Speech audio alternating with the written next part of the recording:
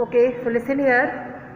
Yesterday I discussed with you just long term as well as the immediate cause that were responsible for the First World War. Now today I will tell you about the peace settlement by which this First World War came to an end. So what happened, children? In the year 1919, on June 28, the representatives of different European countries, they assembled in Paris. Paris means the capital of France. So they assembled in Paris to settle the terms of peace. So Germany signed the Treaty of Peace on June 28, 1919, and apart from this peace treaty which was signed by Germany, some other separate treaties were signed by the defeated countries like Austria, Hungary, Turkey and Bulgaria jointly with the Allied powers. So all these treaties together were given the name of the Paris Peace Settlement of 1919. Okay. Now among these treaties, Treaty of Versailles was the main treaty which was signed on June 28 in the year 1919. And one more important thing about this treaty, why this is known as Versailles Treaty? Because this treaty was signed in the Hall of Mirrors at Versailles in France. Versailles is a place. So this treaty was signed at Versailles. Where is situated Versailles? In France. So that's why this treaty is given the name of Versailles Treaty, and Versailles Treaty is the main treaty, and it was signed between the defeated Germany and the victors. Who were the victors? Britain, France and USA. Now near about 27 European countries represented the peace conference, and there were, as I told you right now, apart from this main treaty, some other sub-treaties were also signed by the defeated countries. Now let us know about the leaders who decided the terms of this Versailles Treaty. So the leaders who played an active part in making the terms of this treaty were, who were these leaders? British Prime Minister Lloyd George, the French Prime Minister Georges Clemenceau, the US President Woodrow Wilson, and Prime Minister of Italy Mr. V. Orlando. So among these, Woodrow Wilson, he was the main.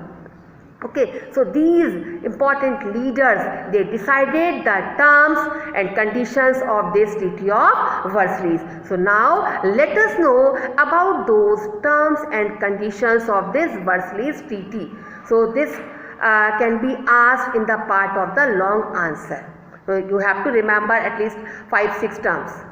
5 terms you should remember very well. Okay. So first term, according to this Versailles Treaty, Germany was held responsible for this war.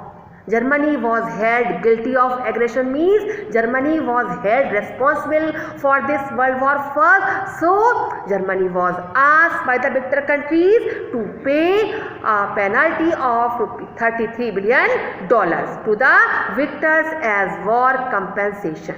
So first point is clear to you. Germany was held guilty of this just aggression, so she was asked to pay a war penalty of $33 billion to the victor countries. Second, Germany was to evacuate from the areas she had captured during the war. During the First World War, the areas which were conquered by Germany, so Germany was asked to evacuate those areas. Evacuate means vacate, khali karna, remove, to leave the areas. Okay. So Germany was asked to evacuate the areas which were conquered by it during the First World War. Then third, German area of Rhine Valley was demilitarized. Demilitarized means just to remove the forces, military forces from the Rhine Valley. And it was also said that Germany cannot construct any just fortification either on the right bank or on the left bank. Okay, and whatever the forts were existing, they were also ordered to be destroyed. So Rhine Valley was totally demilitarized. And in short, you can write like this. If you forget during the exam, so in short, by this Versailles Treaty, Rhine Valley was demilitarized. Then German territory to the west of Rhine Valley was to be occupied by the Allied troops. Allied troops means Britain, France, USA. Okay, these were the Allied troops. So German territory to the west of the Rhine Valley, it was also just captured by these Allied troops for 15 years. And Germany was also asked to return Alsace and Lorraine to France. You remember this? Alsace and Lorraine were the provinces which Germany captured during the First Franco-Prussian War. Now Germany defeated, so it had to give it back to France.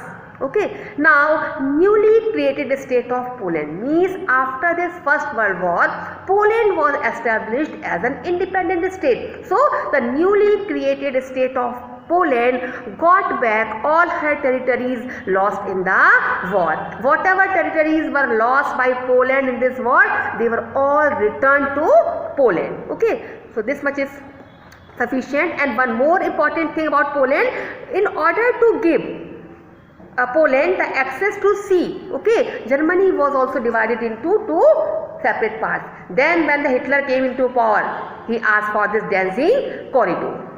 Okay, now next important point about this Versailles Treaty is as what happened during this First World War, just France coal mines, they were destroyed by Germany. So in compensation, just France got the Saar basin of Germany, which was having rich coal mines. Germany had to surrender the Saar valley where the rich coal mines were existing to France, because many coal mines were destroyed in the First World War. Whose coal mines? France. Then Germany lost all her colonies to the Allies.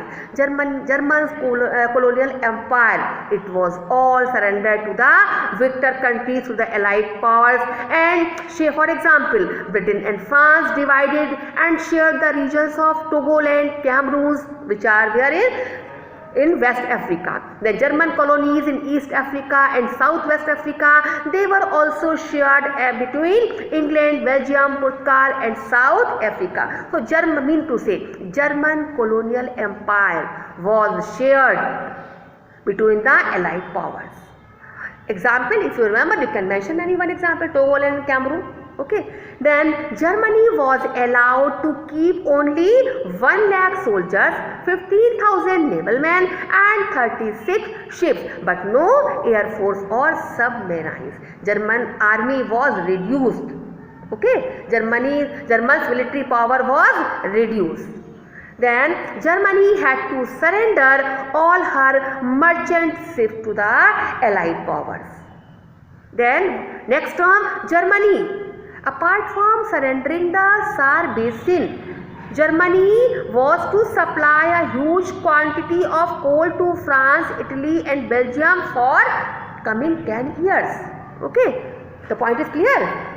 Then Treaty of Versailles affirmed the complete independence of Belgium, Poland, Czechoslovakia and Yugoslavia, Bosnia, Croatia and many other countries. So after this First World War, by this Versailles Treaty, many nations, they were declared independent.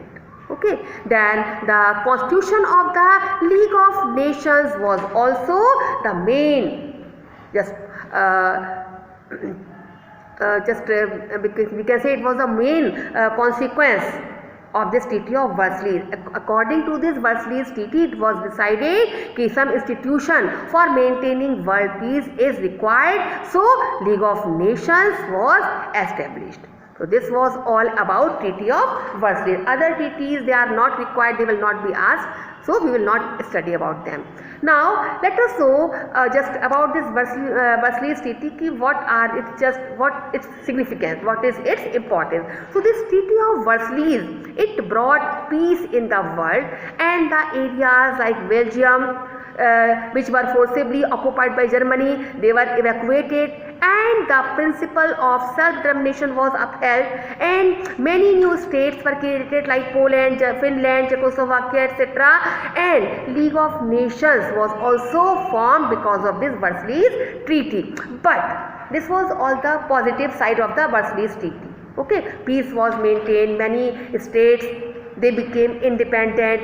Okay, and many countries they got their lost provinces back, and now we should also have a look at the negative aspect of this Versailles Treaty. So this Versailles Treaty was unjust, harsh, disgraceful, humiliating, and economically crippling and militarily emancipating for Germany. For Germany, this Versailles Treaty proved to be harsh, unjust, and humiliating.